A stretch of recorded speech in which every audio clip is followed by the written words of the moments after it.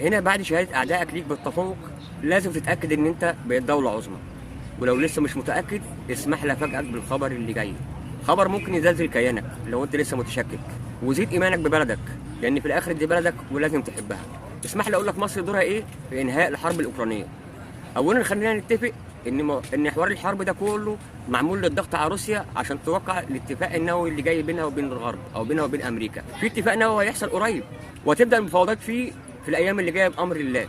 والمفاجاه ان المفاوضات دي هتكون في القاهره. خلينا نقول لك نص الموضوع زي ما نزل بالظبط في الصحف العالميه، واقول الحوار باسلوب عامي عشان يبقى سهل الكل يفهمه. لو لسه مش مصدق نفسك بعد اللي شفته في قمه المناخ العالميه، اسمح لي اقول لك مصر بقت دوله عظمى. ولو لسه جواك شك وبتسال معقول يعني في حد في العالم شايف مصر دوله عظمى، يبقى تعالى اقول لك الخبر اللي جاي. اللجنه الاستثماريه الروسيه الامريكيه المشتركه بمعاهده ستارك النوويه طلبت من مصر انها تجتمع في القاهره، وان مصر تكون الطرف المحايد اللي هيجمعهم. طب هنا حد يسالني ايه هي معاهده ستارك النوويه دي اللي احنا بنتكلم عليها النهارده وايه اهميتها؟ هقول لك يا سيدي. من زمان روسيا رافعه 6500 صاروخ موجهه لقلب امريكا، والصواريخ دي صواريخ نوويه يعني اسلحه دمار شامل.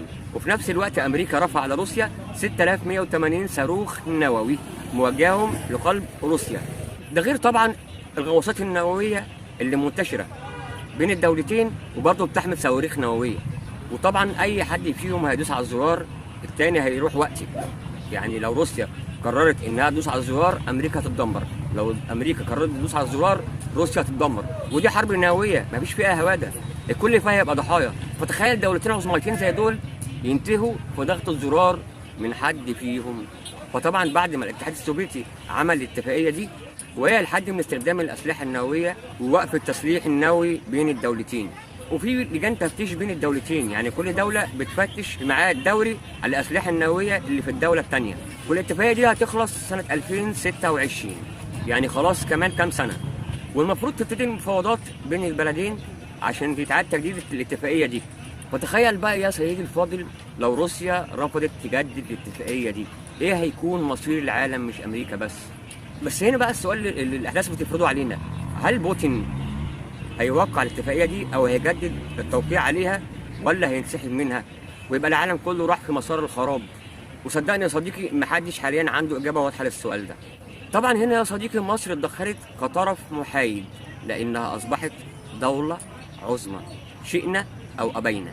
هو ده الواقع وانا كمصري فخور بكده.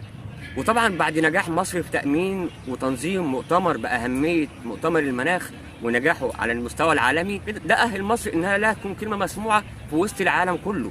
فمصر قالت لازم نوقف التهريج والمهزلة دي، لأن كده في دمار للعالم كله مش لدولتين عظميتين بس.